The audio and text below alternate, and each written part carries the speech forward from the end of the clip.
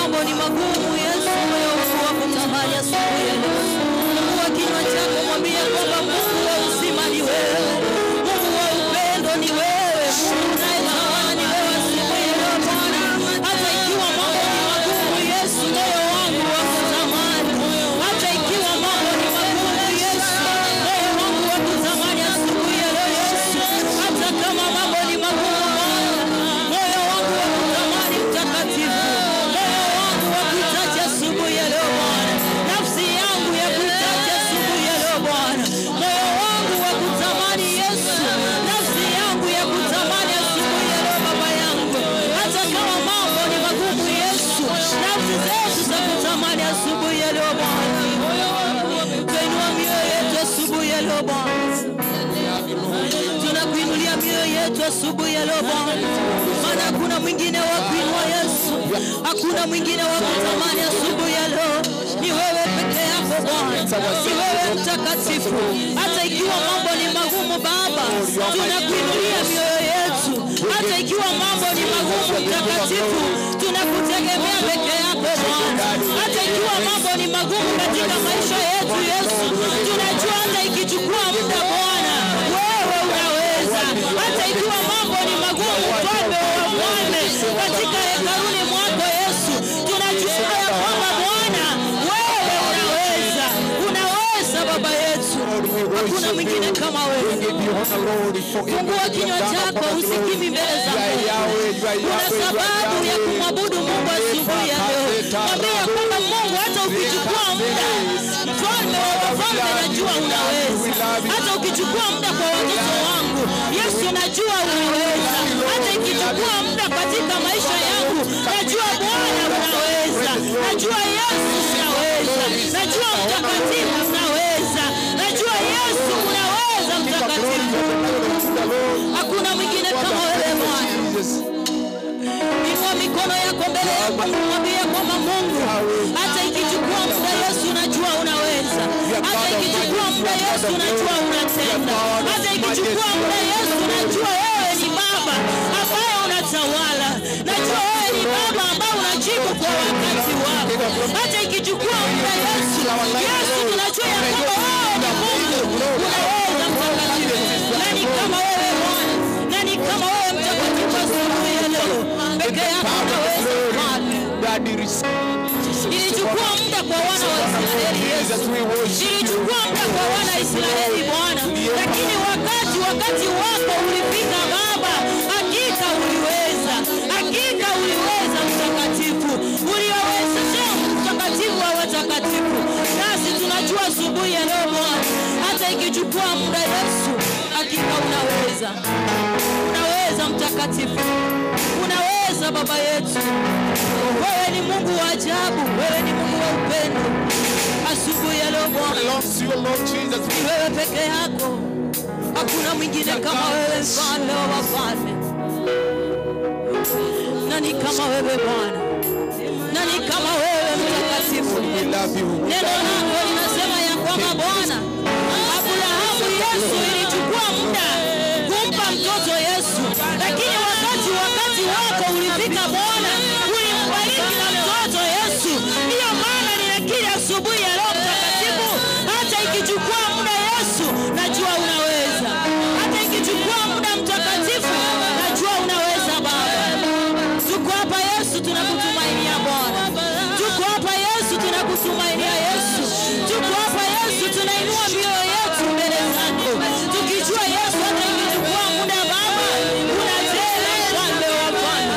Hata ikichukua muda Yesu, unabariki watoto wako Bwana. Nani kama wewe Bwana?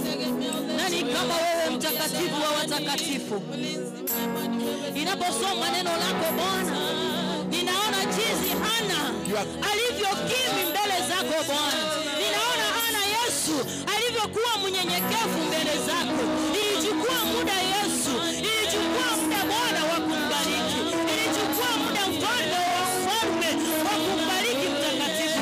Lakini wakati wako ulipofika Yesu, ulimbariki Yesu. Nasi leo tuko hapa Bwana. Tuko mbele zako Yesu kama watoto wako.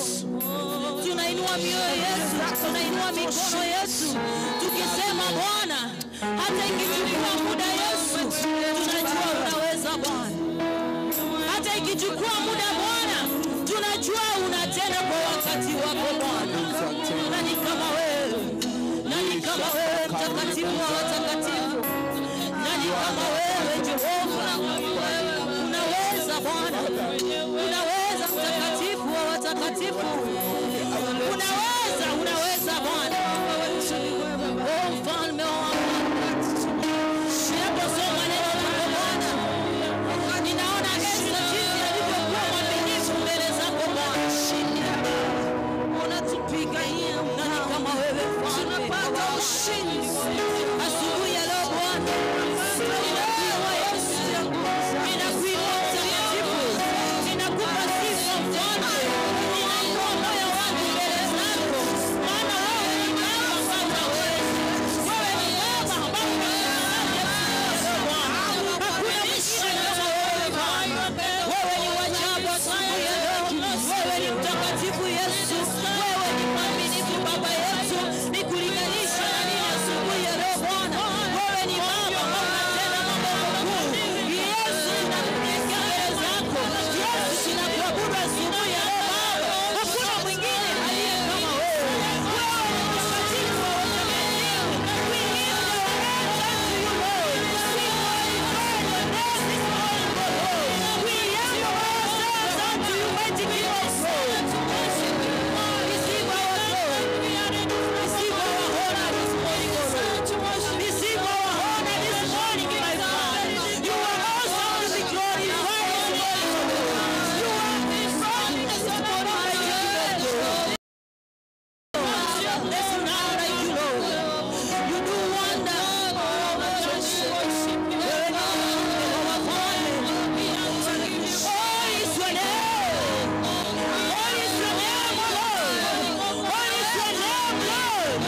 Holy is your name, Jesus, this morning, O Lord. There's none like you. You are wonderful. You are worthy to be worshipped. You are worthy to be honored this morning, O Lord. You are awesome, Almighty King of glory. You are faithful this morning, my Father. I've reason to worship you, Lord. I've reason to glorify you. I've reason, Almighty King of glory, to be glorify your name this morning, O Lord. Oh Lord, reign, reign, reign, reign. Reign, O Lord. Reign, Jesus. Reign, my Father. Reign to your children this morning, O Lord. Reign, reign. Reign, O Lord. Reign, the King of kings. Reign, reign, reign. Reign, O Lord. We worship you, Lord. We worship you, Jesus. We welcome you this morning, O Lord, to reign to us, O Lord. Learn one more time, O Lord. Learn one more time, O Jesus. We welcome you this morning, mighty King of glory. We welcome your presence this morning, my Father. Lord, let your children this morning, O Lord. You are awesome, Lord. You are wonderful, mighty King of glory. You do wonder, Lord. You are holy. You are Yahweh. You are Yahweh this morning, Lord. You are Yahweh. You are Yahweh. Yesu, wewe ni mkuu.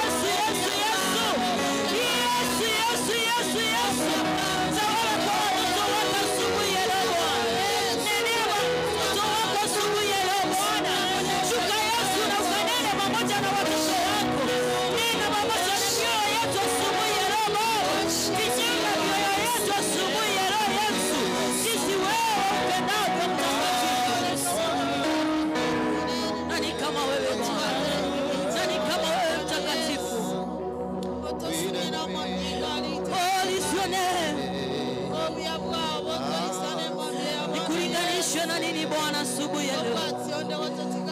Ninaposoma neno lako Bwana, naniambia kwamba wewe ni Mungu unayetenda mambo makuu.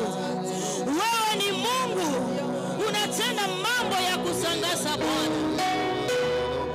Tuko hapa Bwana. Tuko hapa Yesu tunene. Tuko hapa Yesu tutende. Tuko hapa Yesu tenda mambo makubwa watoto wako. Tuko hapa Yesu. Tuko hapa Baba.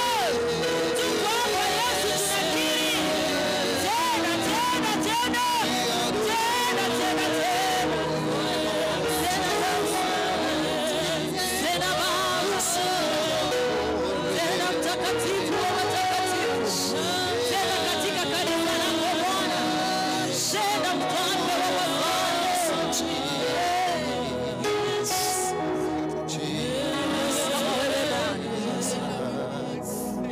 Waliokukubali Yesu, uliwapa uwezo wa kufanyika watoto wako. Waliokukubali Yesu, uliwapa uwezo mfalme wa wafalme, wakafanyika kuwa watoto wako Yesu. Nasi leo tuko mbele zako Baba, tunakiri Yesu wewe ni Baba yetu. Tunakiri Yesu wewe mfalme wa wafalme. Tunakiri Yesu wewe ni zaidi ya yote. Nani kama wewe Baba? Nani kama wewe mfalme wa wafalme? Wakuinuliwa ni wewe, wakupewa sifa ni wewe mfalme wa wafalme. Kulinganisha na nini Bwana? Kama Mungu amekubariki na mdomo, usikivi mbele za Mungu. Tamka jambo mbele za Mungu. Tamka tu neno mbele za Mungu. Mwambie Mungu wewe ni mkuu. Mwambie ya kwamba Yesu unaweza. Hakuna mwingine aliye kama wewe. Haleluya. Haleluya. Haleluya.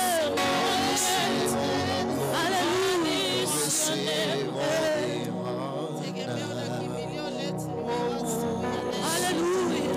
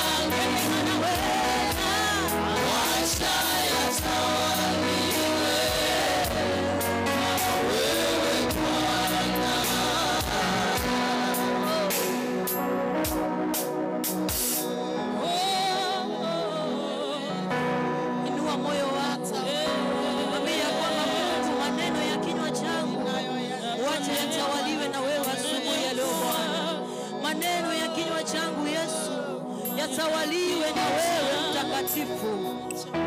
Tamka jambo mbele za Mungu. Yesu, maneno ya kinywa changu Bwana, wacha yatawaliwe na wewe. Maneno ya kinywa changu Yesu, yatawaliwe na wewe mtakatifu. Yatawaliwe na wewe Yesu, yatawaliwe na wewe Baba, yatawaliwe na wewe Mfalme wa wafalme, yatawaliwe na wewe Jehova, yatawaliwe na wewe mtakatifu wa watakatifu, yatawaliwe na wewe Mungu unayeweza, yatawaliwe na wewe Mfalme wa wafalme. Mienendo yangu Yesu itawaliwe na wewe Bwana, maisha yangu Mfalme wa wafalme yatawaliwe na wewe asubuhi ya leo Bwana, maana kuna mwingine aliye kama wewe Bwana. Asubuhi ya leo ni wewe peke yako Yesu, ni wewe ambao unatawala, ni wewe ambao unaweza, ni wewe ambao unabariki, ni wewe ambao unatakasa Bwana, ni wewe ambao unainua wanyonge Mfalme, unawaketisha na wafalme asubuhi ya leo Yesu, mtakatifu wa watakatifu. Pokea sifa zetu asubuhi ya leo Bwana, pokea maombi yetu asubuhi ya leo Yesu, maombi yetu asubuhi ya leo Bwana, yawe manukato mbele zako Bwana, maombi yetu Bwana yasiwe kelele mbele zako Mfalme, tunaomba Yesu yawe manukato mbele zako Yesu, Mfalme wa wafalme, tutawala asubuhi ya leo Bwana, tawala fikira zetu asubuhi ya leo Mfalme wa wafalme. Kama si wewe Bwana, nafsi zetu singekuwa wapi asubuhi ya leo Bwana? Tungeinua nani asubuhi ya leo Yesu? Ila ni wewe tu Bwana, ila ni wewe peke yako Bwana, ila ni wewe tu peke yako Mfalme wa wafalme. Pokea sifa Yesu, pokea sifa mtakatifu, pokea sifa Jehova. Asante Bwana, ninaomba kwa upendo wa unyenyekevu inuke tu kwa miguu yako, na kama Mungu amekubariki na mikono, inulia Mungu mikono yako mbele zake tunapoenda kuimba wimbo.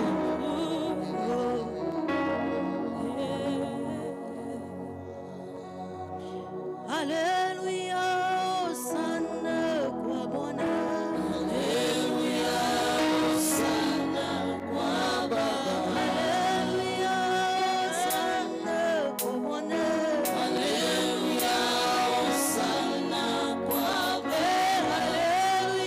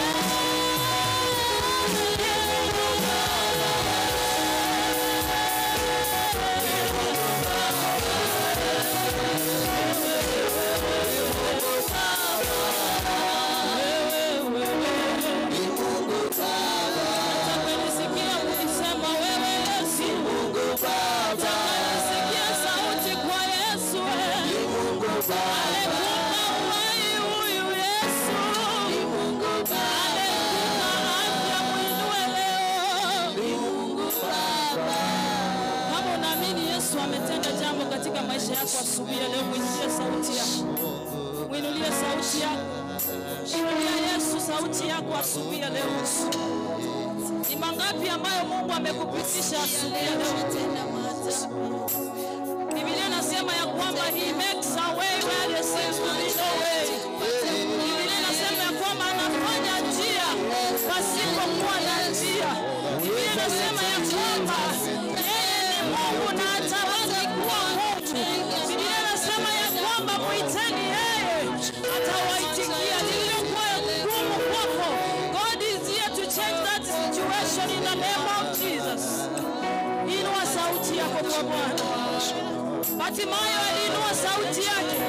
Hata wakati walimwambia ya kwamba unapiga kelele, nyamaza, aliinua sauti yake akasema, Yesu mwana wa Daudi, nirehemu mimi. Mwambie Yesu asubuhi leo, ya rehemu maisha yangu, maana Mungu anaelewa yale ambayo unapitia asubuhi leo. Oh Yesu wewe, Yesu wewe, Mfalme wewe, hakuna mwingine wa kukusaidia asubuhi leo. Yesu ni wewe, hakuna mwingine wa kukuondoa mahali ulipo. It is God, it is God, it is you Jesus. It is by your will, it is by your grace that we are here this morning to worship us, Lord. Anasema ya kwamba mkikiri na vinywa kwamba Yesu ni Bwana, ombeni chochote mtakacho nami nitawatenda. Baba, tunakiri wewe ni Bwana. Tunakiri wewe ni Bwana. Tunakiri wewe ni kimbilio letu. Tunakiri wewe ni tumaini la maisha yetu. Tunakiri wewe ni tegemeo letu. Tunakiri wewe ni msaada wetu. Tunakiri wewe ni njia, ukweli na uzima katika maisha yetu. Bwana ni wewe mtakatifu. Haleluya. Wokovu wa kila aina ni kama wewe. Osasi wewe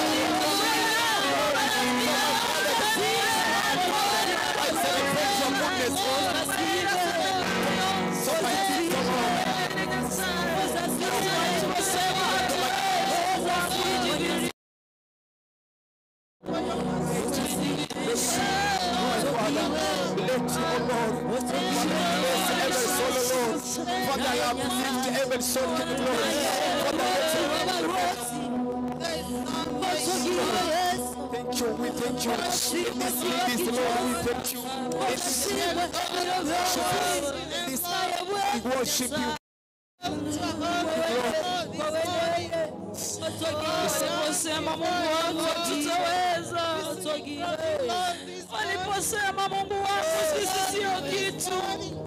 Waliposema Mungu wangu tumefika mwisho wa ulijidhihirisha. Sasa wewe wako nesi kwa mwanene. Wai makaribu chinga kichwa sinyasa.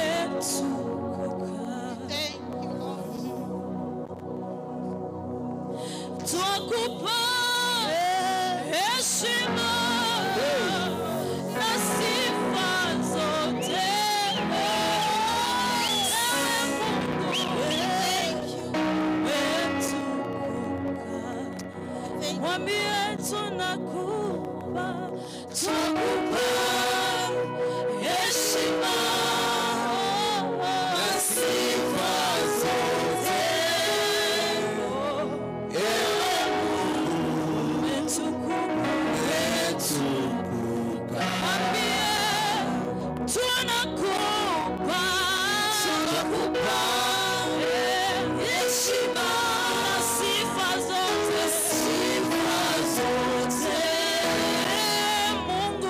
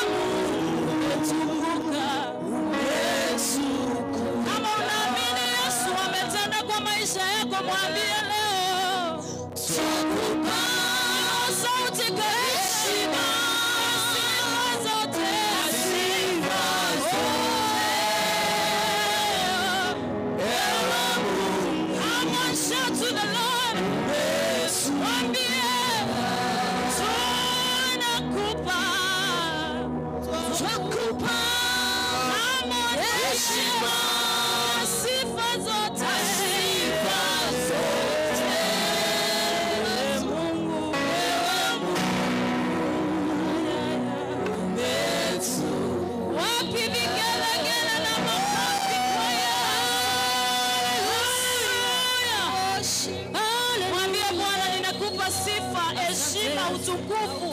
Wewe umetukuka. Mwambie Yesu, mwambie Yesu, mwambie Yesu. It's all about Jesus this morning. It's all about our God this morning. Tunakupa heshima, tunakupa sifa. Wewe Mungu umetukuka. Mfalme wa amani umetukuka. Asubuhi ya leo heshima. Asante maana hakuna kama wewe. And may the grace of our Lord Jesus Christ and the love of God and the fellowship of the Spirit be with us now and forevermore. Amen.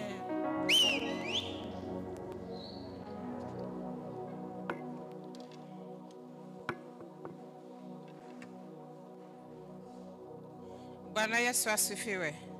Praise Jesus. Bwana asifiwe. Salimia mwenzako, mwambie karibu katika nyumba ya Bwana. Asante sana. Tunashukuru Mungu kwa sababu ametuwezesha. Tumekutana tena siku ya Jumapili ya leo. Si kwa mapenzi yetu bali ni kwa sababu ya Mungu. Tunashukuru wale marafiki zetu ambao wanatutazama na tunaomba kwamba tunyenyekee katika Bwana ili tuweze kupokea kutoka kwake siku ya leo. Naenda kuleta matangazo machache. Kwanza nikiwakaribisha tuwe na utulivu, tusikize Bwana aweze kunena na sisi Jumapili ya leo. Koinonia Goshen Edition, Koinonia Goshen Fellowship Edition itakuwa mwezi wa 4 next month kuanzia tarehe 17, 18 na 19. April 17th, 18th and 19th.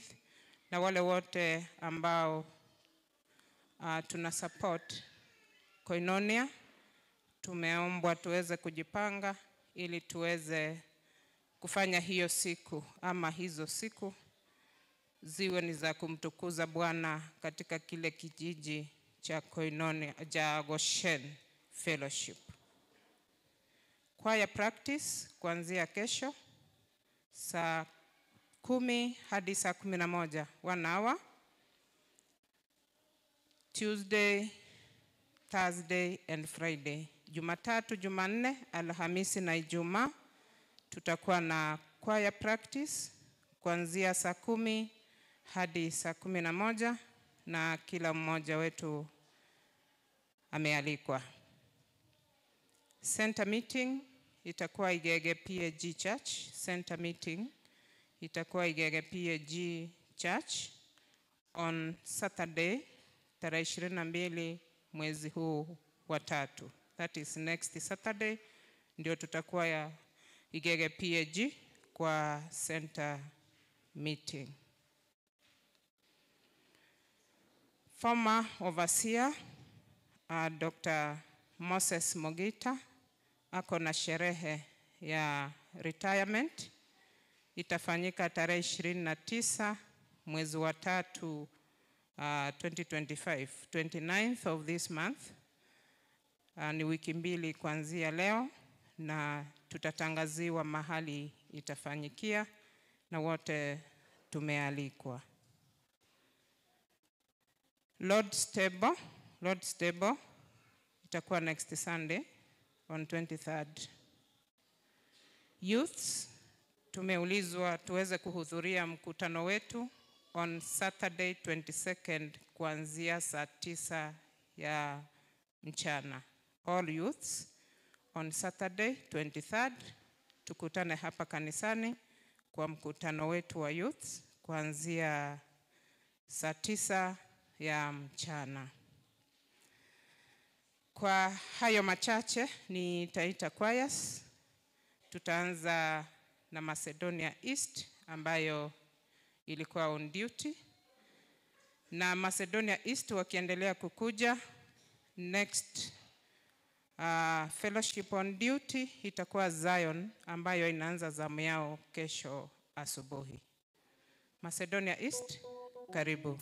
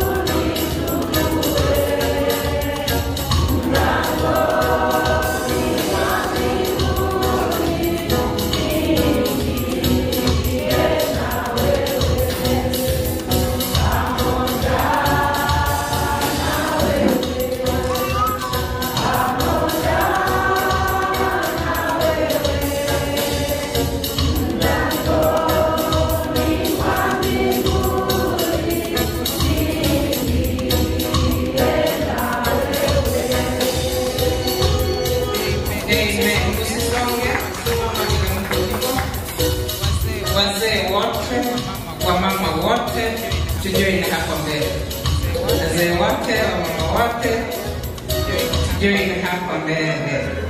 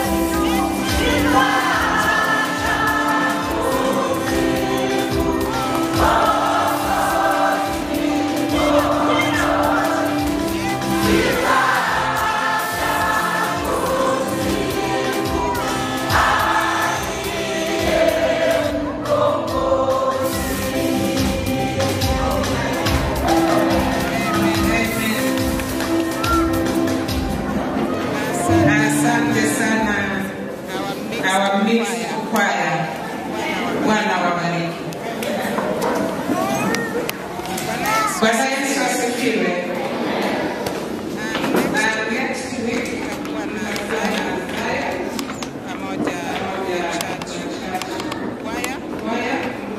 Zion and church choir ndio tutakuwa nao next week. Before tutoe sadaka, nataka kumuita our bishop aweze kuombea Rigesa.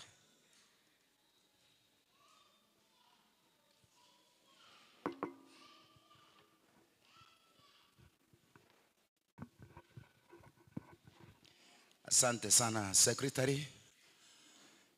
Kanisa nzima kwa jumla, waje niwasalimie katika jina la Yesu. Mjambo. Bwana asifiwe. Ni vizuri kuwa katika nyumba ya Bwana na saa katika ibada ya siku ya leo. Bwana ametujalia, ametupigania, ametutetea kabisa mpaka ametuleta umbali huu.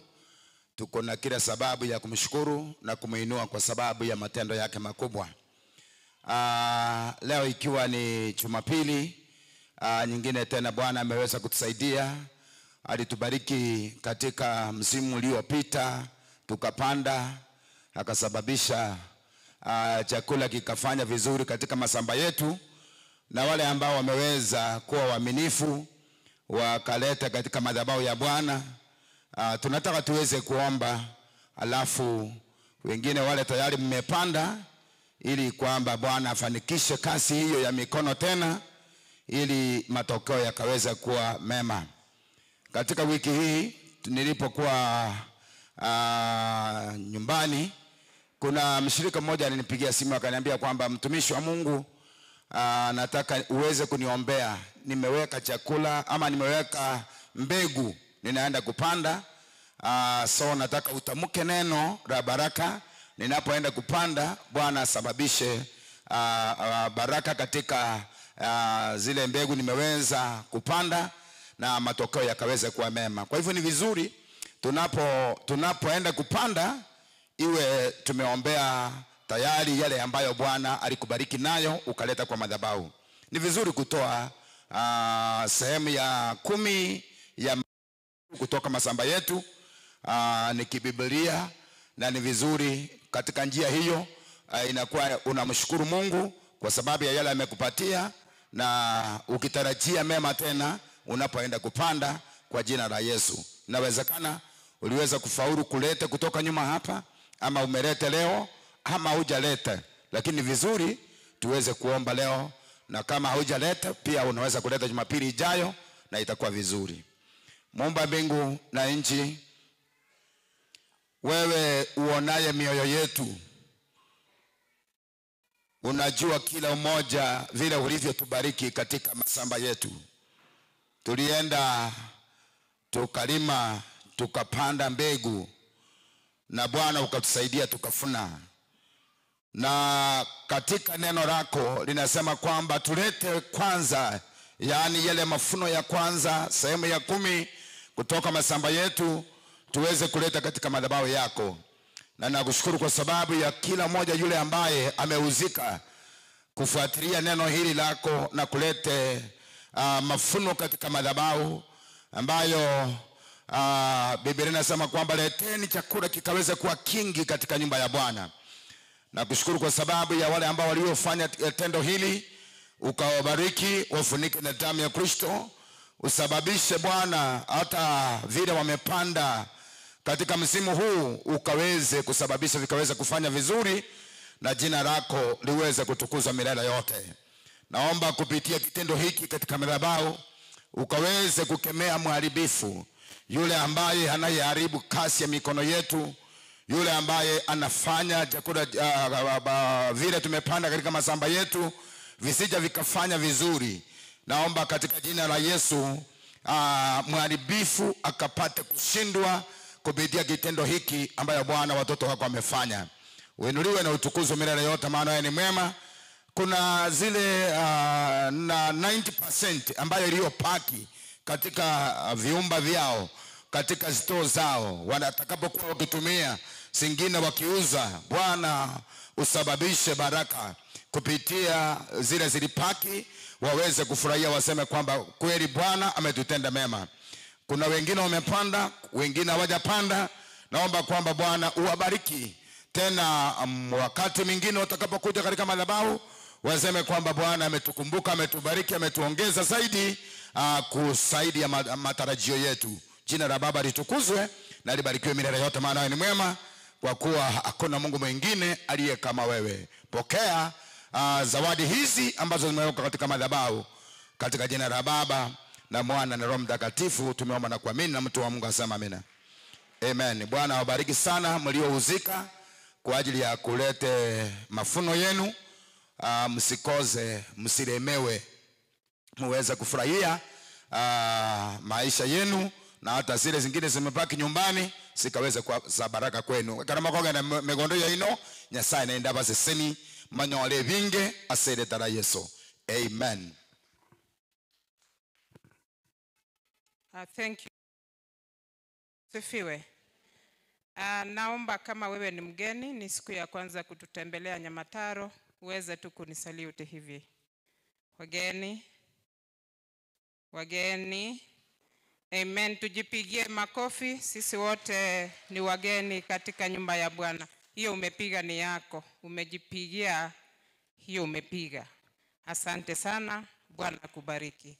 Tunapoenda kutoa sadaka pamoja na fungu zetu na Thanksgiving, kwa wale ambao tuko mbali ama uko na pesa kwa M-Pesa, tuko na till ya kanisa ambayo ni 331388. Unaenda pale kwa M-Pesa, Buy Goods and Services. Ikikuitisha business number unaweka 331388, weka amount, weke pini yako na utume. Ikiwa ni tithe, uta forward kwa secretary ama treasurer ili waweze kufanya update. Asante sana wale ambao pia wanaendelea kusimama na sisi kutoka mbali, tukisupport kazi ya Mungu ili iweze kuendelea mbele. Tunaweza simama kwa miguu yetu, tumtolee Bwana kwa shangwe.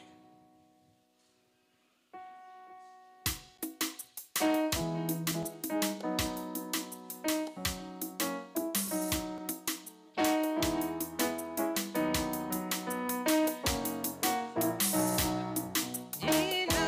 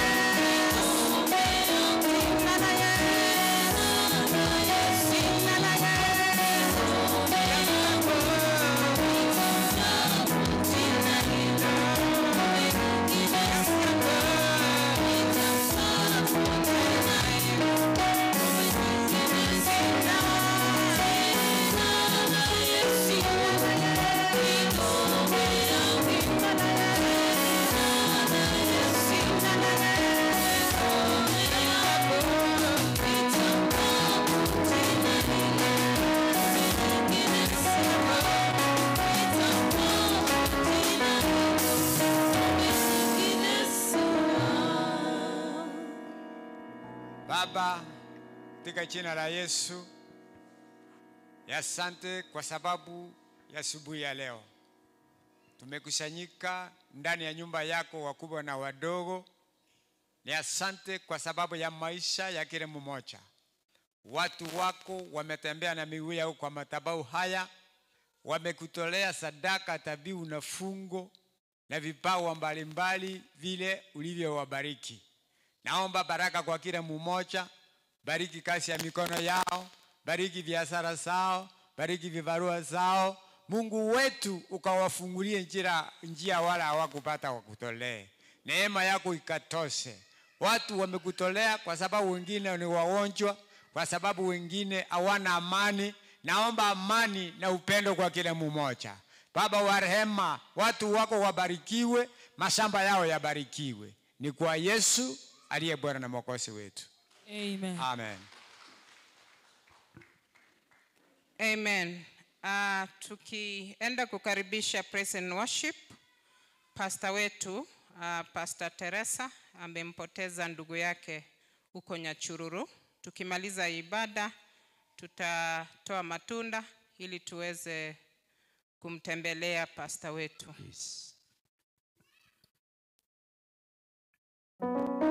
Bwana Yesu asifiwe. Hallelujah. Bwana Yesu asifiwe. Praise the Lord. Hallelujah. Hebu salimia mwenzako kwa high five, mwambie Mungu anampenda. Saidi. Mwambie sio msimalie tu kidogo. Hebu salimia mwenzako hapo. Tembea salimia wawili watatu, wape high five, mwambie Amerisa. Yesu na mwachete. Salimia wawili watatu hapo tafadhali. Hebu salimiana. Baba tena hapo kwani huyo. Tena baba kwani huyo. Kwani wewe mbona nenda hapo kwani hapo. Tokona nika muyake ro kwani ni ogote na tari hoika danza. Ogo como kwani ogote na. Ogote como mo kyo ko ko monguse. Musa tene. Mokoje ko tene ya.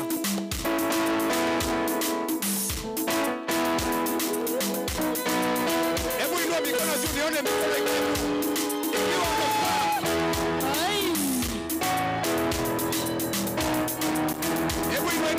Mikono ikae tu juu ya hewa tu.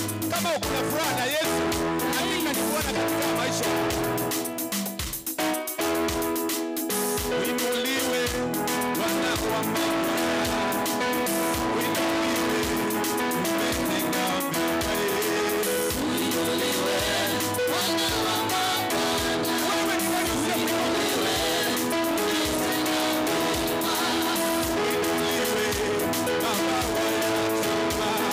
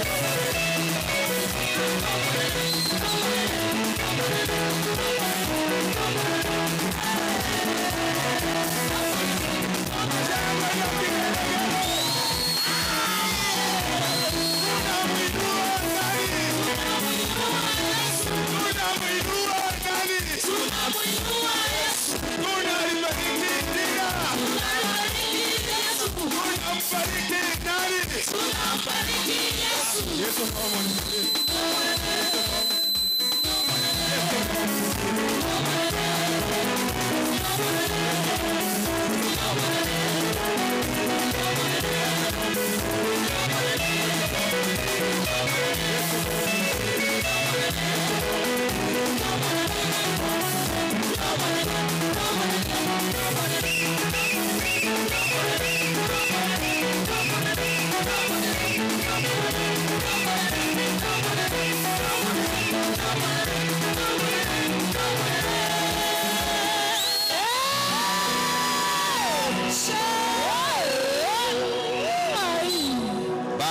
Tunakushukuru sana.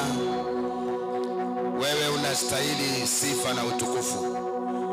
Hakuna Mungu wa kufananishwa na wewe.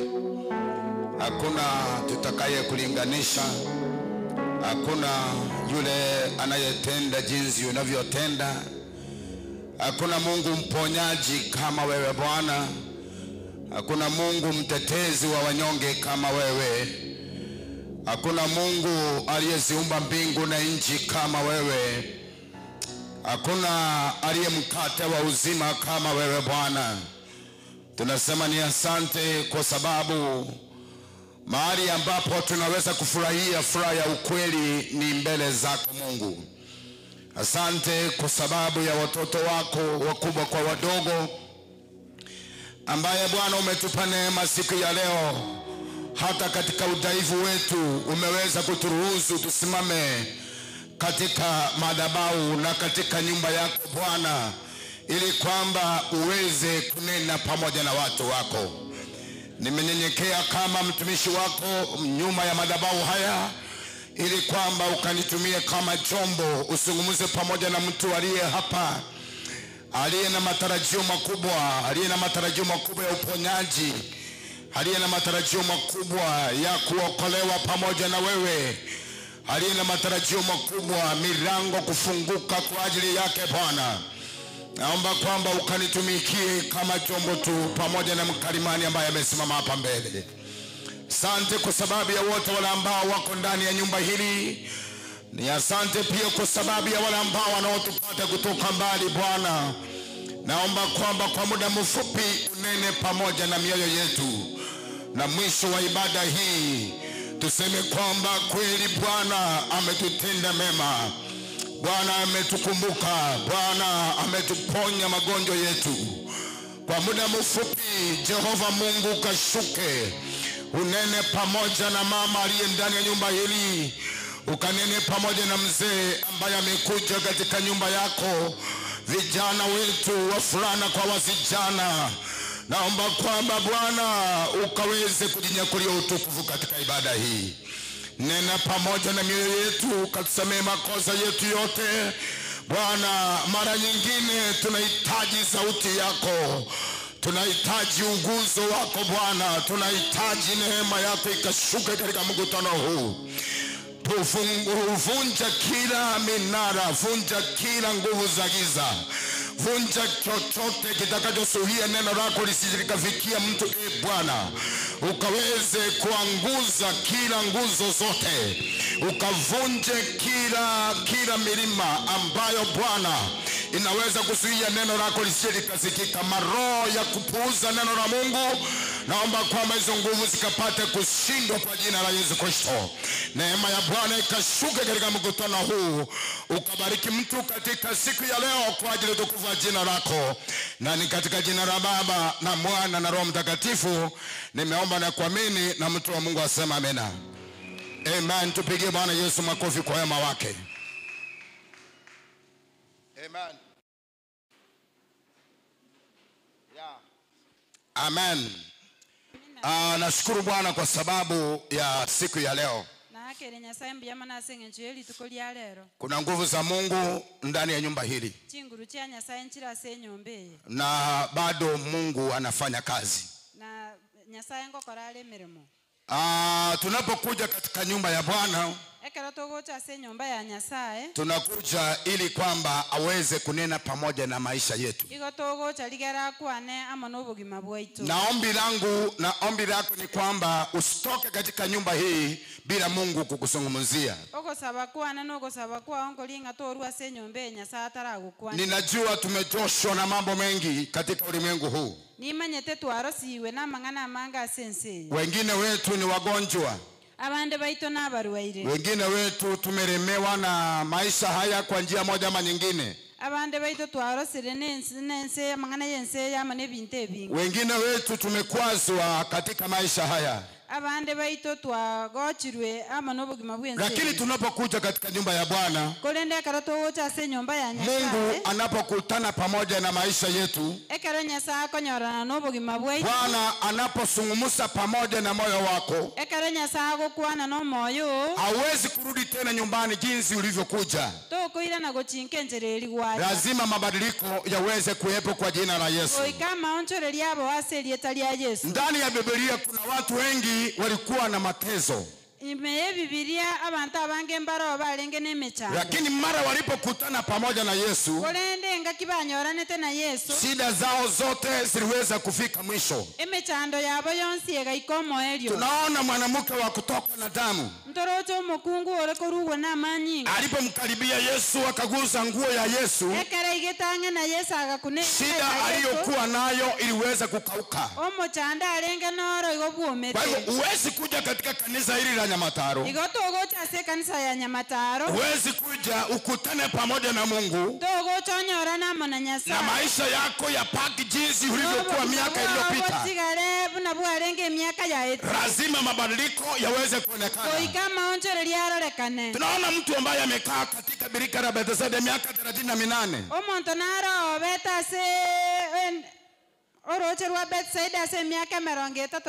Alipokutana pamoja na Yesu, aliweza kuwa mzima akatoka katika lile birika.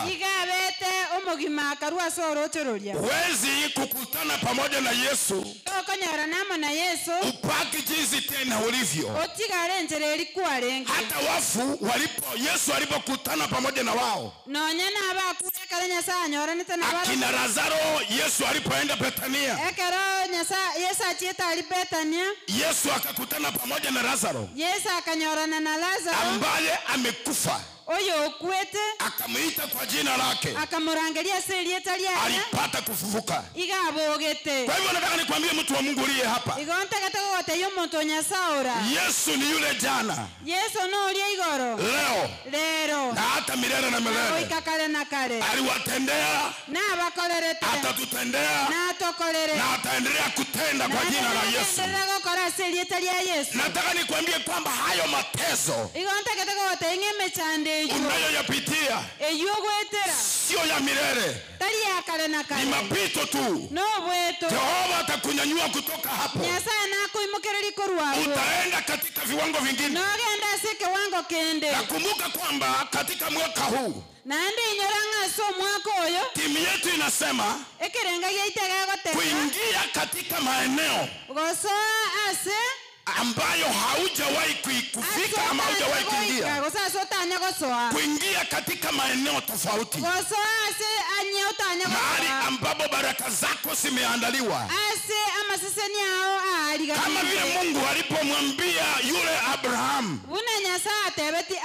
toka kwa watu wa kwenu, utoke kwa nchi yenu, utoke kwa marafiki wa kwenu, ndio uweze kuenda katika nchi nitakayokuonyesha, ili nikaweze kukubariki. Kwa hivyo alimtoa katika mahali ambapo amezoelewa na watu, na akamuingisha katika mahali ambapo hajazoeleka. Nataka nikwambie mtu wa Mungu uliye hapa, wewe ni mtu wa Mungu, na Mungu ameweka kitu katika ndani ya maisha yako. Huenda watu wa kwenu wasitambue, huenda watu wa kwenu wasione mwito ulio ndani yako, huenda watu wasijue kwamba una kipawa. Mungu atakufanya kufanya uweze kutoka kwingine, Nyasaye nagokore ogenda asande ili watu waweze kusema kwamba na wewe ulikuwa wapi. nanda abantu batebe ng'aye ng'aikware. Aliweza kufanya Abrahamu akatoka kwao Agakora Abrahamu akarusobo. na akaingia katika nchi ya ugeni, mahali ambapo alipata baraka. Kwa sababu ya hayo, nataka niweze kuingia katika neno la Bwana. Na jambo moja nitafanya nyuma ya mahubiri haya. Biblia inasema hivi katika kitabu cha Joshua mlango wa 5. Na nitasoma mistari mitatu. Nisome ebibungo bitatu. Mstari wa 10, wa 11 na 12. 10, 11 na 12. Inasema hivi. While the people of Israel were encamped at Gilgal, they kept the Passover on the 14th day of the month in the evening of Jericho. Verse 11. And the day after the Passover, of the produce of the land, and feed cakes and packed grain. Verse 12. And the manna ceased the day after they ate of the produce of the land. And there was no longer manna for the people of Israel, but they ate of the fruit of the land of Canaan that year. Amen. Yoshua 5:10-12 egoteba ekera Abaisiraeli batolete Gilgali ase ebirubo ebyomo bya Yeriko bakaba bakolenda lituko linene lye Pasaka chinsa cha mogoroba ase lituko lye 14 lyomotienyi ase lituko lya kabere nyuma kabalire epasaka bakalya okwama gwenseria emegati etabekiri memera na engano ekarangire ase lituko elielyo nyuma yayo mana ekaera tiyagwa na Abaisiraeli tibanyora mana naende korwa ase omwaka olya baliete okwama gwa Kanani. Amen. Bwana asifiwe. Manene Yesu abakwe. Mahali tumesoma ase tuasomire ama nikurudishe nyuma kidogo. Gosenkoire ni maega yake. Wana wa Israeli, abana wa Israeli Mungu alipowakomboa kutoka nchi ya Misri, ekara Nyasaye batole tukorwa sense ya Misri, waliendelea kufuata njia ya kuenda katika nchi ya Kanani, mahali ambapo Mungu aliahidia mababu zao kwamba atawapeleka pale. Bakagendera kubwatia njara yoko enda Kanani ase Nyasaye alierete chisokoro chiabeira ngamba gende. Haikuwa rahisi, kulikuwa na mambo mengi yalitendeka, ishara na miujiza. Njabeta aurore bintu nebinge byakolegete bikone na mpaka Farao akakuja kuajilia wana wa Israeli kutoka. Goika Farao akabwatoka abana ba Israeli basoke. Walipita wakaishi maisha ambayo yalikuwa hawajayasoelea. Bageta bakamenya obogimo bo batanarete. Mara nyingine wanakosa maji. Chinga kichinde baborwa maji. Mara nyingine chakula kikapungua, hawakuwa na kitu. Chinga kichinde ndagera yake abatabwatige. Hawakufalia jinsi walivyokuwa wanataka. Mbabegete yanga ngenje eli batagete. Maana Biblia inasema kwamba walitembea miaka 40. Ekiagere Biblia gatabe bataleta ase miaka 40. Lakini hata kama hiyo miaka 40 walitembea, nonye bataleta ase miaka 40. Bwana alitembea pamoja na wao. Nyasaye gataramo na barobo. Na hata kama walikuwa wanaona ni kwamba ni kulemewa, lakini hawakulemewa kitu. Nonye barote ngabalemerwe mbalemeretwe nake. Mara Musa alikuwa anagonga mwamba, maji yanapatikana. Musa igare gwake getare amacha soka. Mara wanapata mana wanakula. Chinga kichinde banyora mana. So Mungu alitembea pamoja na wao. Nyasaye gatareta na barobo. Katika hiyo safari ya kuenda katika nchi ambayo ni ya ahadi. Asoro gendo roko genda ense yebaliere tu omwando. Ndio ufike mahali ambapo Mungu anahitaji ufike. Iligere oika sali Nyasaye getoike. Lazima ukutane na changamoto nyingi njiani za kukufunja moyo. Goikonya rene mechande menge nchereye gogoito moyo. Ili ufike mahali ambapo mahali ambapo baraka zako zinapatikana, lazima ukutane pamoja na vipingamizi vingi. Utakutana na watu wa kukupinga, utakutana na wanyama wakali njiani, utaishi maisha ya kukosa usingizi ndio ufike mahali ambapo Mungu anakuhitaji. Itabidi uweze hata kushiba masikio yako mara nyingine, ili uweze kusikiza kutoka kwa Mungu. Na Biblia inasema kwamba walipoendelea hivyo, sasa kule kwenye nimekuja kusoma, Biblia inasema kwamba walikula mana katika jangwa, lakini mara walipokaribia kuingia katika nchi ya Kanani, walipoingia Kanani wakara matunda, wakakula.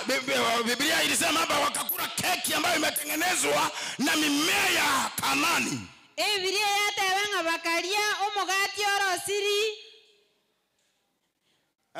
Wakakula mkate ambao umetengenezwa na ngano ya Kanani.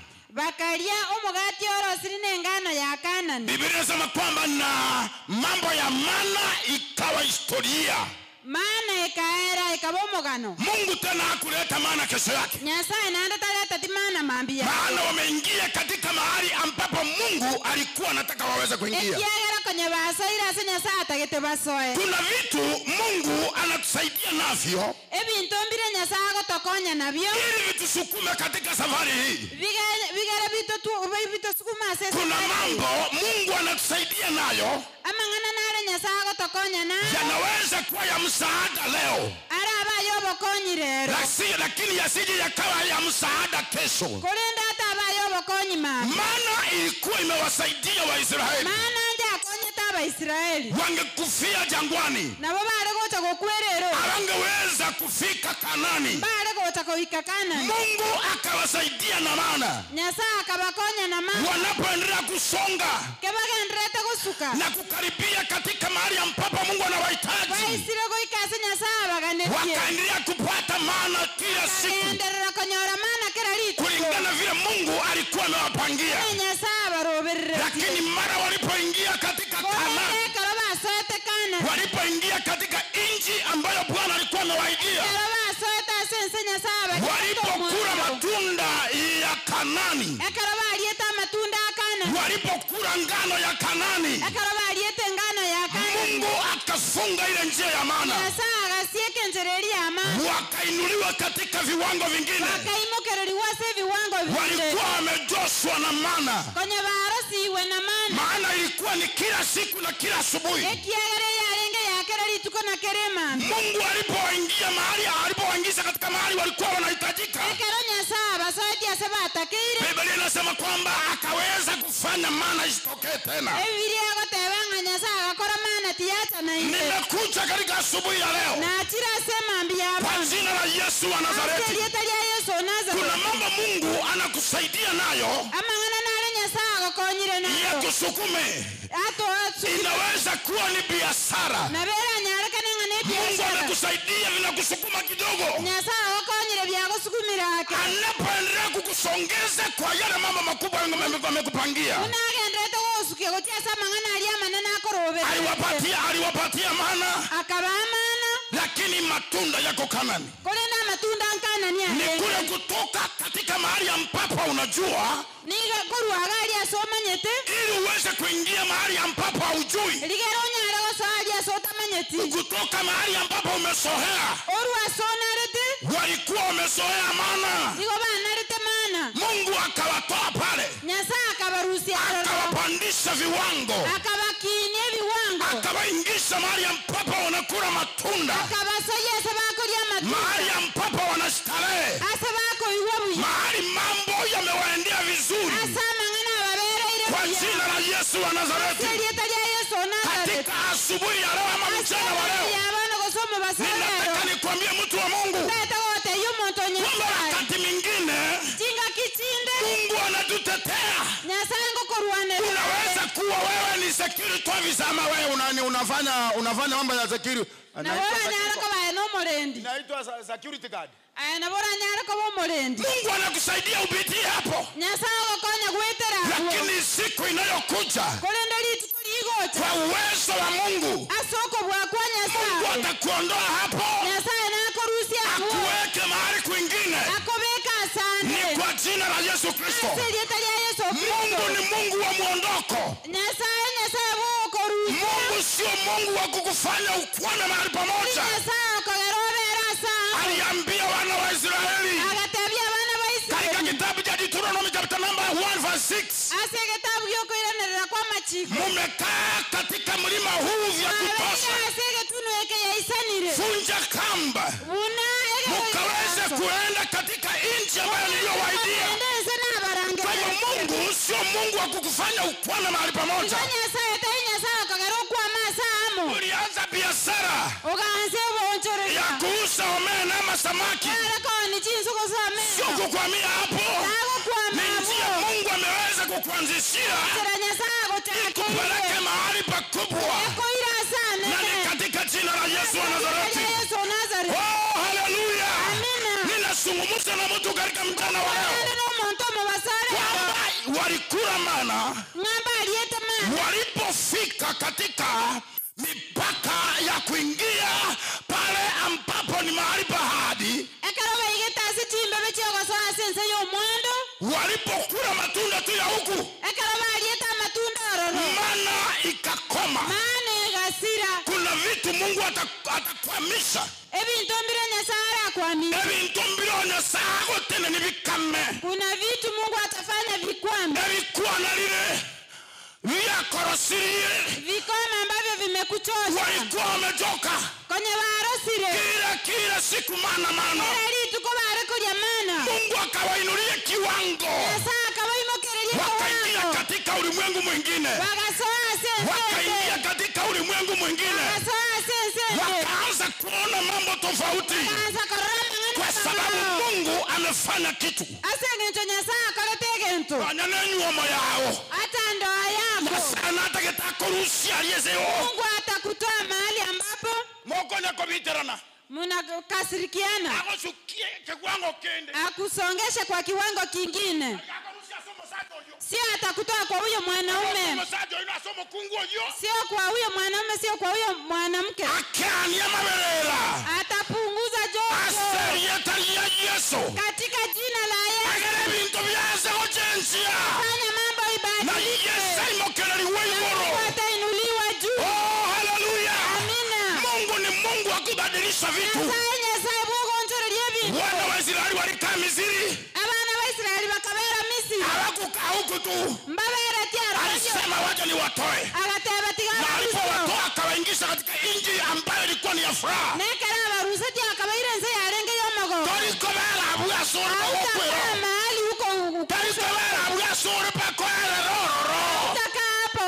Mungu ni Mungu anayetusaidia. Tukaweze kusonga katika viwango vingine.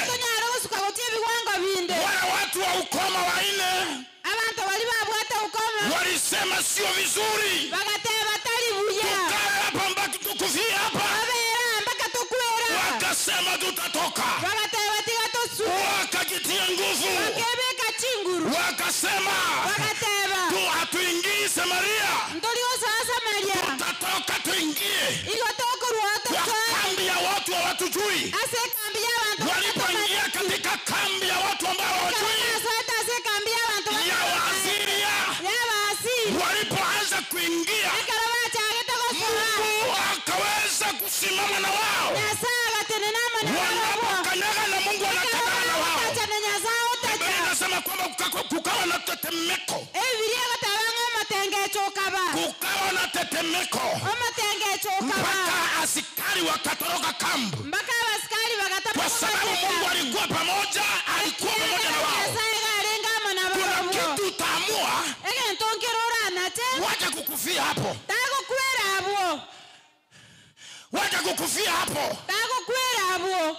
Kuna mwimbaji mwingine amesema ubogimobo wemejando tarionda kwere.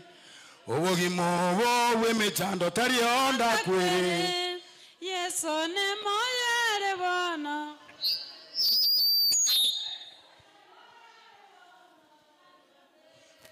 Obogimo bwo chayo atarionda kwere.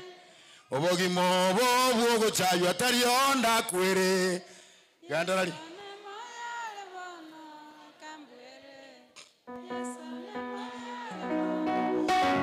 Mungu akona uwezo kukutoa hapo.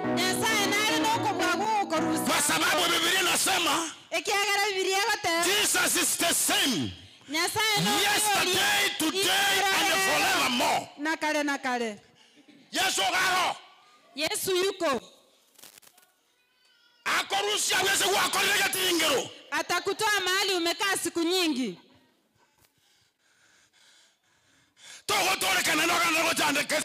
Hautaokoka tena uendelee kuteseka. Bwana atakutoa hapo mama. Nyasaye na kurusia bomo ngina. Gako korusio. Atakutoa. Daktari na kolera. Amen. Ya mwana moto korondo chokinire. Bwana asifiwe. Amina. Mungu akona uwezo kukutoa. Nyasaye nare ne chinguru cyo korusi. Mahali watu wamekuweka. Asaba nto bako bekire. Alienda para Betania. Akagenda ali Betania. Kwa kina Lazaro. Sawa Lazaro. Akapata Lazaro ameshikwa. Akanyora Lazaro. Wameliweka jiwe. Babekire ligena. Akasema liondoeni jiwe. Wakataba ruse ligena. Hello. Kinda tukuma na nangia bantu bako bekire. Sitaki kujua watu wamekuwekea nini. Hekima ya teneke. Ambacho ninajua ni Nyasaye. Mungu ni Mungu. Obwete chinguru noko bwa. Kuna nguvu na uwezo. Ochenchebi ntasaria tayo malole.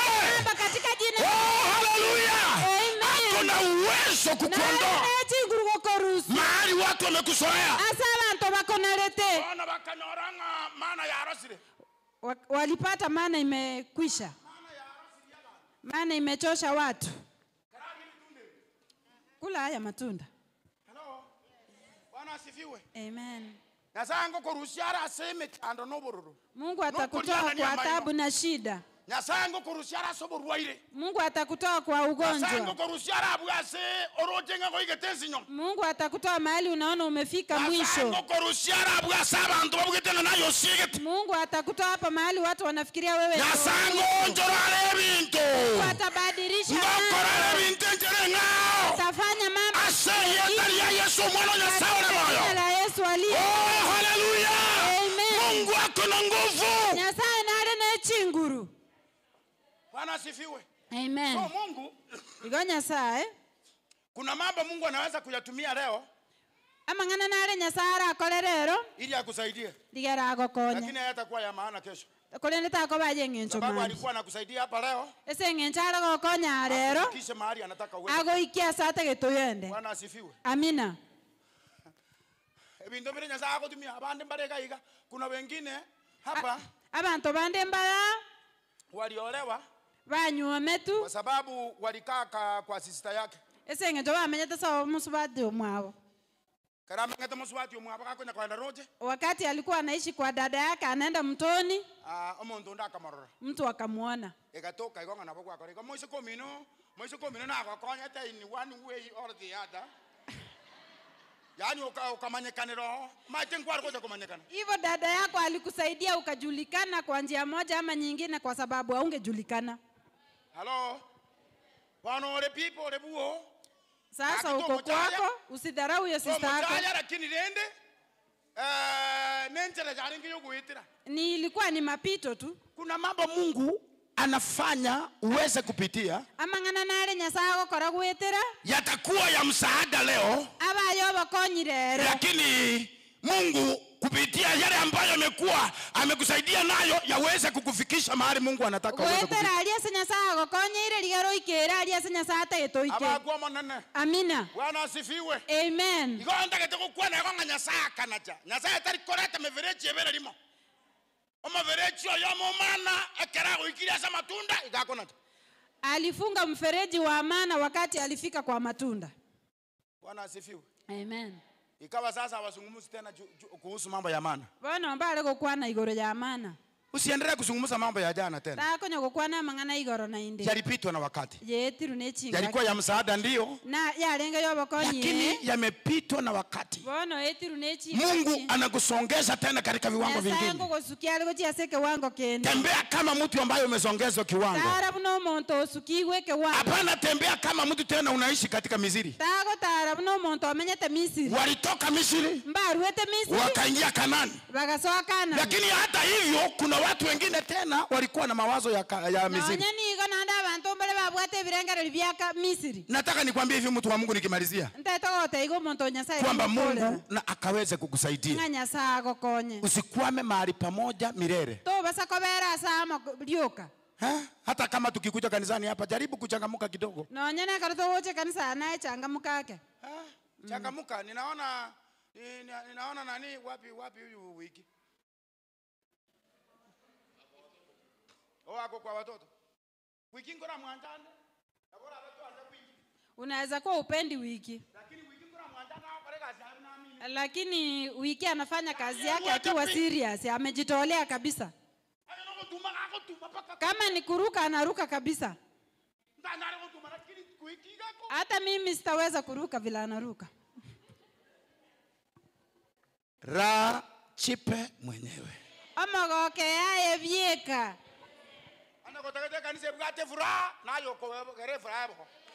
Kama unataka kanisa ambayo iko na furaha, wewe ndio utafanya kanisa liwe na furaha. Huwezi kuja hapa umekasirika. Furahia kidogo.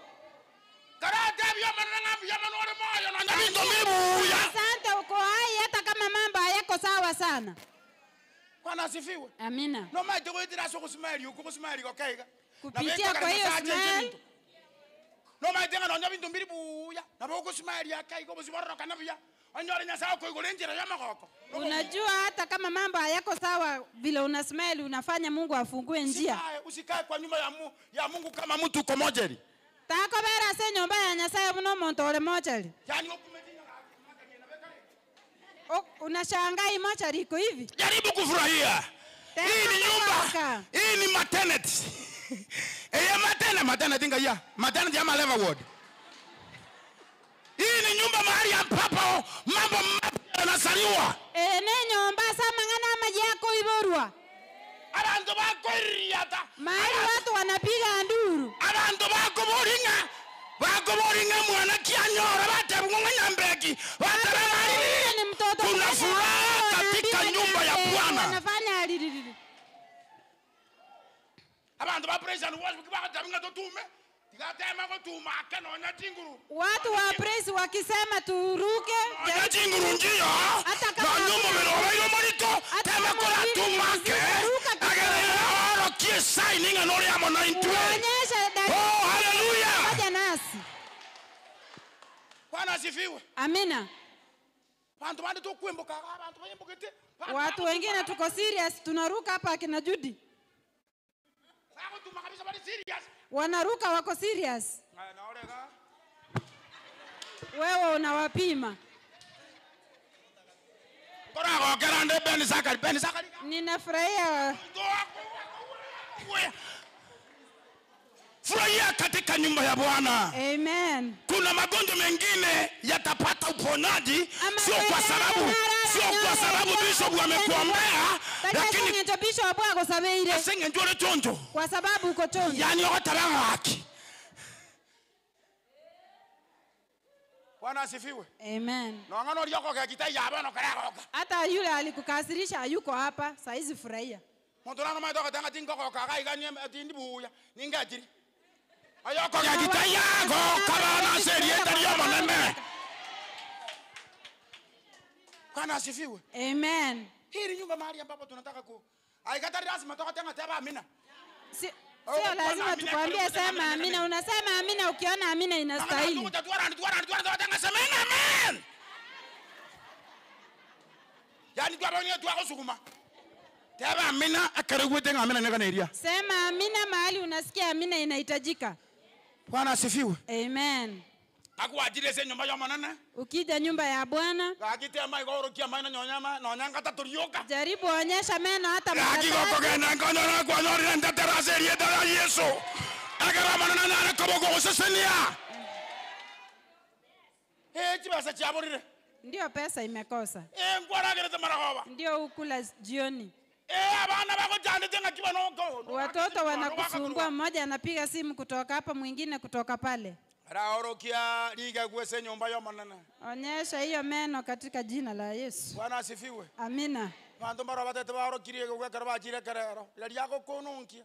Kuna watu wanataka wacheka wakati wanaenda sherehe. Yani oseka pakeria mwina alioroka. Anacheka mpaka jina la mwisho linaonekana. Tieri ino lioroke kore mwatata serie dari ya manene. Kana ukiwa Hallelujah. Kupitia njia hiyo utabarikiwa. wetere njere ino sasa ni we. Bwana asifiwe. Amina. Furahieni katika Bwana. Goka somo nene. Tena nasema furahieni. Naende na atebire goka. Kufurahia katika Bwana. Bwana asifiwe. Amen. So ukiwa hapa igokora nataka nikwambie hivi. Ntaketaka otebi. Kuna Mungu wa kubadilisha hali zetu. Nyasaye naro ugonchora. Kubadilisha majira yetu. Ugonchora ebiro byaito. Kuna Mungu wa kukuondoa hapo kwenye umetezeka. Nyasaye naro ukorusia bwa so chandegete. Alete tena kipindi cha kufurahia. Na ndalete chinga kichoko. Akona uwezo kukutoa kipindi cha kulemewa. Na akorusia chinga kichoko chandeka. Na kuleta katika kipindi cha kustarehe. Akoleta chinga kichomo goko. Abantu abangi barema. Watu wengi wako hapa ndani. Balioroje ngamba bwato magoko. Unaona wako na furaha. Chinga kinjiri batabwato magoko. Kuna wakati hawakuwa na furaha. Chinga kinjiri batari kurara. Kuna wakati hawakuwa wanalala. Chinga kinjiri basera neti. Kuna wakati walifukuzana. Chinga kinjiri ororo okukwana kutayo nyombo. Kuna wakati hawakuwa wanaongeleshana. Lakini ebintu bakanyako bugata nimeranda. Wakaendelea kuunganisha wires. Mpaka leo unaona mambo yanaendelea. Amen. Basubati bali mwanyu muraba kema. Wale wanawake mwaboli mongina asika. Uliza mama Aska. Mongina asika mwamubuli ngakibano mwakolete mugafaulu. Ulifanyaje ukafaulu? Abana mera limboga ne bintu mbiri ko la itukolimo. Bintu mbiri ko la itukolimo ngabyatenjiri. Maneno yezi kwa siku moja. Amangana mosi. Mama ni mosi. Yani kaora. Ngora. Pole. Yani weya.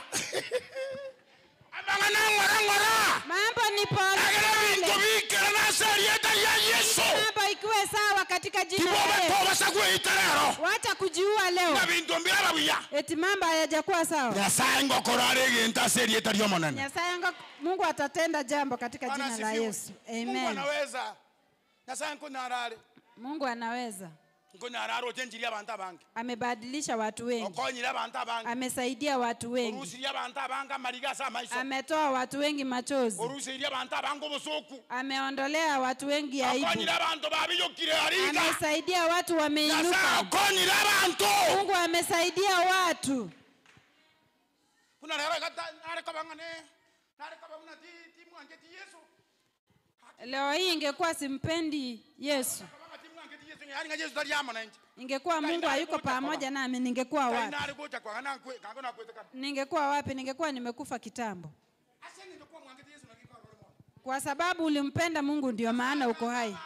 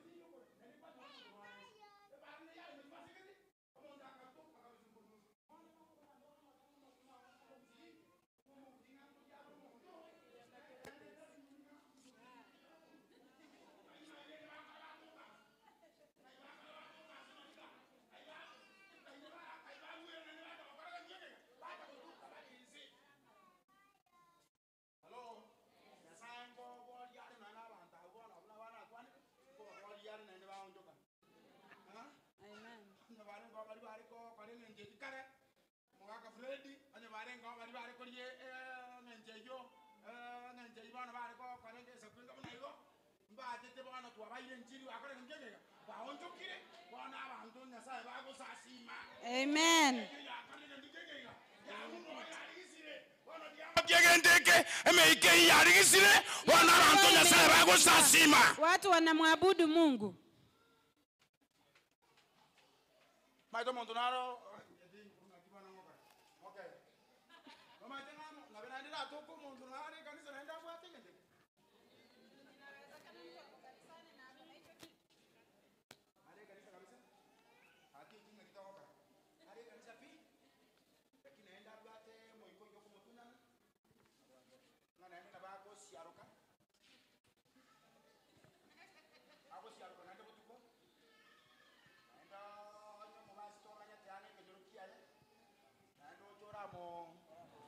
ora atanga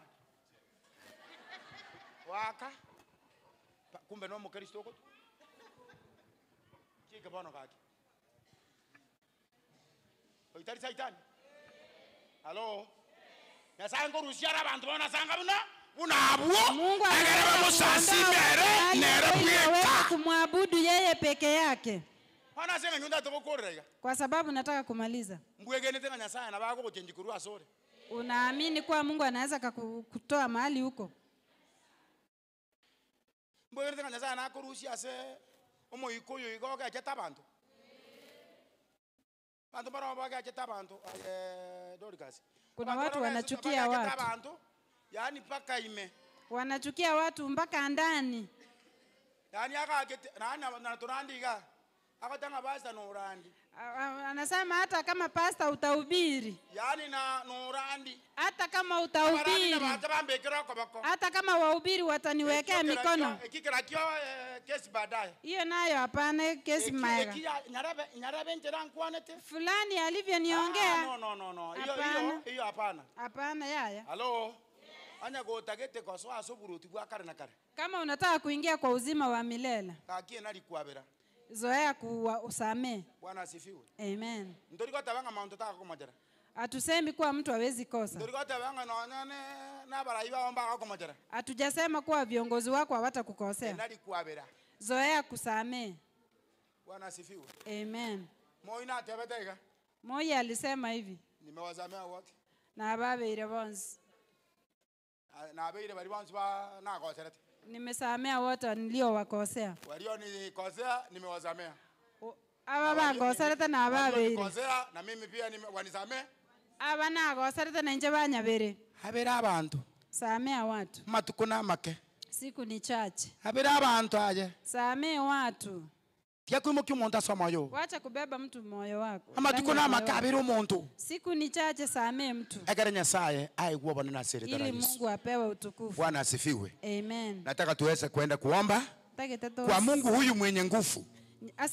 Mungu huyu mwenye mamlaka. Huyu aliyewabeba Waisraeli. Akawatoa Misri, akakaa pamoja na wao miaka 40 jangwani. Akawapatia mana wakala. Akawapatia maji wakanywa kutoka kwa mwamba. Na akawaingisha katika nchi ya ahadi. Mungu ni mwaminifu. Miaka naegenda. Hata kama miaka itaenda, hata kama utateseka, atakufikisha mahali alikuahidia. Hata kama taa inaonekana inazimika, atasababisha uweze kuingia pale. Atakufanya utakuwa kile Mungu alitaka uwe. Yaani utakuwa kwa vyovyote vile. Mungu atakuweka mahali alikuwa anataka akuweke. Hata kama watu watakuwa vizizi njiani, hata kama watu watakataa, hata kama mashangazi zako watakataa, hata wachawi wakataa, waganga wakataa, majini wakataa, maroho ya ulimwengu ikataa. Mungu atahakikisha kila kitu kimerudi chini, ili uweze kuwa mahali Mungu alipanga uweze kuwa. Na ni katika jina la Yesu Kristo. Kwa hiyo mengi na majaje, nataka tuende kuomba.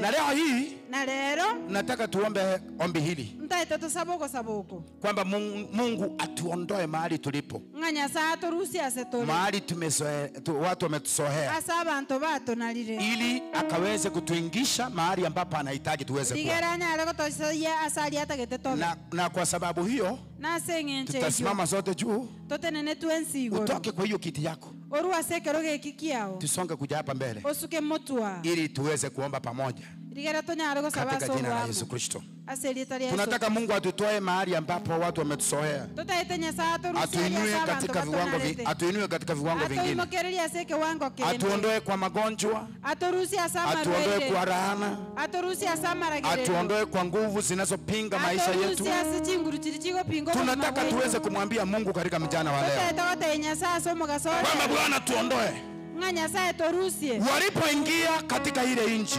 ekarabaso eta senselia ya baraka zao na yogo sisenia kwa ambayo iliweza kukaguliwa na yule anaitwa Joshua pamoja na Caleb. Elia achiete karotwa na Joshua Walipoingia pale, ekarabaso eta asalia walipokula chakula cha kwanza, ekaraba aliete ndagere ntanga Mungu akasuia mana, nyasa agatanga mana na aliposuia mana ekara tangete mana wakaendelea kufurahia katika nchi ile bakagenda kogoka senselia katika jina la Yesu Kristo. asili etalia Yesu Kristo Kama uko na uwezo onya kole nokobwa na magoti yako sawa, na marua ombu yale unaweza kuweka magoti chini na boko beka marunse ninapoomba ombi fupi mno yingo saboko kwengeke gima kwa jina la Yesu Kristo. asili etalia Yesu Kristo Kama unaweza kuweka magoti chini unaweza kuweka, kama hutawezi usiteseke. Amen.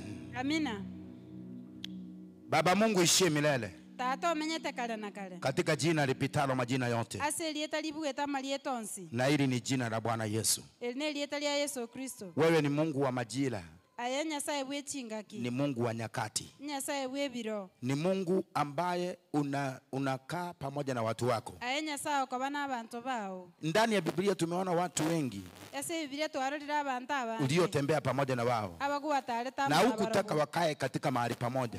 ugwategete babera samu Uliwabadilishia majira, igo kwabaonchorerete ebiro ukawabadilishia hali zao. ukabaonchore ngencho balenge Wengine waliokuwa wagonjwa wakapata uponyaji, abalenga barwere bakanyora okugweni wafu wakapata kufufuka tena, abakwete bakabuka waliodharauliwa Bwana tena ukawapa heshima zao, abachayire bakayebwa esiko yabo wengine ambao walikuwa hawana mwelekeo abatabwate enchera ukawapa mwelekeo. ukabaenchera Na leo hii kwa jina la Yesu Kristo, na lero asili etalia Yesu kama Kristo kanisa letu la Nyamatare, une kanisa ya Nyamatare tunaomba Bwana wa majeshi, tuwasabire nyasaye kuna kitu umepangia mtu aliye hapa, egento kere kwarobereirio omonto lakini kwa sababu ya Shetani kolenda ase eng'encho ya bireka amefanya kimechukua muda mrefu. kiaogerire yairire chinga kichini Kuna baraka uliweza kuahidia watu wako, abamasine nale kwaliere wengine uponyaji, wengine kuajiliwa, wengine ndoa zao zifanikiwe, abande nyuma ya wengine waoe, abande wengine waolewe. abande banywa Jehova Mungu, Shetani muofu ameweza kufunga njia. birecho mobe osiekire enchera Naomba kwa jina la Yesu, na asabira aselieta lya kutoka Yesu kwa madhabahu haya, korua sa matabau haya kuanzia leo na kuendelea, gochakera lero na kogera uanze kufanya jambo jipya gochake gokora ling'ana ndani ya maisha ya watu wako walio hapa. obugima bw'abantu bao Tumeweka magoti yetu chini twabekira amarua ito kama kanisa, kama watoto wako. bune kanisa buna abana Bwana, utunyanyue kutoka chini, asa otorusiense utuweke mahali ambapo unahitaji tuweze kuwa. otobeka sotagete gotobe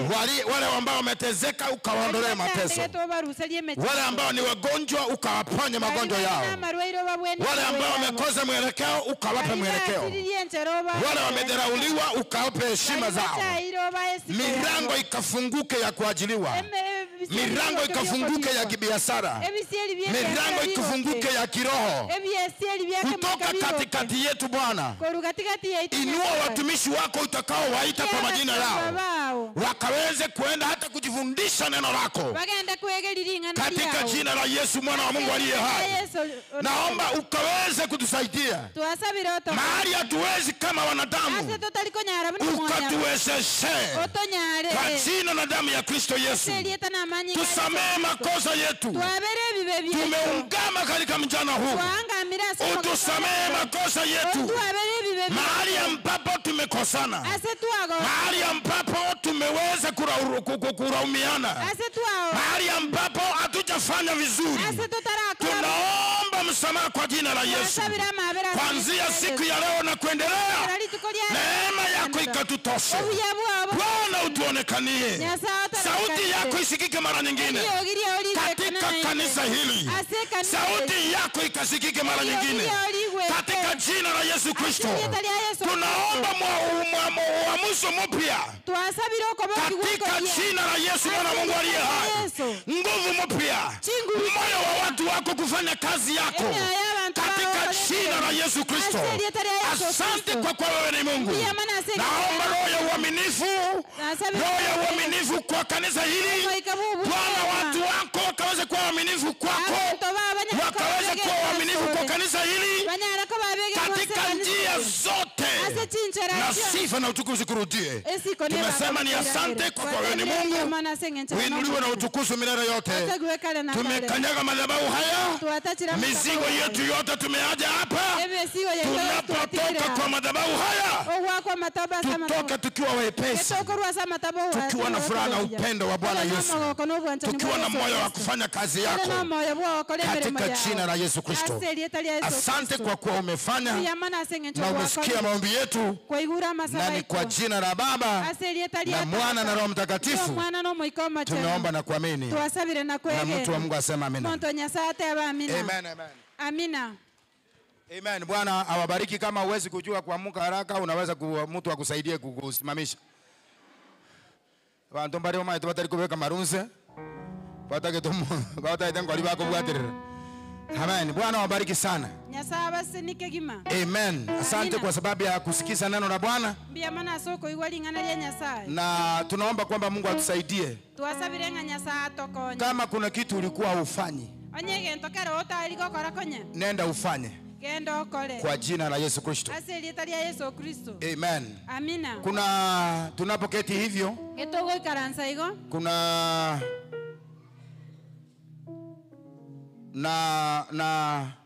Kuna nini napeana hapa? Kuna certificate napeana ya viongozi wetu ambao waliweza kuchaguliwa katika uongozi wa Board of Deacons. So nataka nipeane hizi, nilizipewa kutoka wilaya. Nipeane hizi waenda waweke, si ya kuonyesha kwamba waliweza kuchaguliwa katika kuongoza kanisa la Kristo. Amen. Kwa hivyo nikikuita unakuja mpaka hapa karibu na mimi unachukua. Deacon wetu Makinyang'au unaweza kuja uchukue yako hapa. Mwabangara chinkobiga, bangara jibanko, bangara chinkobi. Barikiwa kabisa kwa jina la Yesu Kristo. Bijamano kale meremo yo maneno mutangani. Kuna Secretary Jacqueline Nyagaka nama secretary ito. Sasa tikako seni secretary, fanya kazi ya Bwana kwa jina la Yesu Kristo. Amen. Tukitoka hapo tunaenda kwa Treasurer Dori Kanyamali, Treasurer ito. Mungu akubariki sana. Njoo. Kuna Sheba Muranga anaweza kuja. Kuna Maka Liga. Amen. Bangara jingo unapeana makofi. Asanteni sana mama. Ubarikiwe kabisa. Kuna barikiwa kabisa. Mungu awabariki. Mungu awabariki kabisa. Mungu awabariki kabisa. Mungu awabariki kabisa. Mungu awabariki kabisa. Ndio hii ya Chiaronga Kurunse. Makaliga, barikiwa sana MD. Neema ya Bwana iwe pamoja na wewe. Kuna Eunice Sonjonga mama Maungagera Chinkobi. Amen. Barikiwa sana mama Eunice. Kuna Charles Ogero, karibu sana. Asanteni sana mama, barikiwa kabisa, fanya kazi ya Mungu. Kuna Charles Ogero, barikiwa kabisa Charles, neema ya Bwana ikutoshe. Kuna Rogers kijana ambaye ni CD director, karibu sana. Na leo director amekaa kiharusi. Barikiwa kabisa. Neema ya Bwana iwatoshe. Ninaomba kwamba Mungu atusaidie viongozi wetu waliochaguliwa tufanye kazi ya Bwana. Tufanye kazi ya Bwana katika miaka miwili ambayo mko na hii neema, tupeleke kanisa letu katika viwango vingine. Kama familia inawezekana kwa njia moja ama nyingine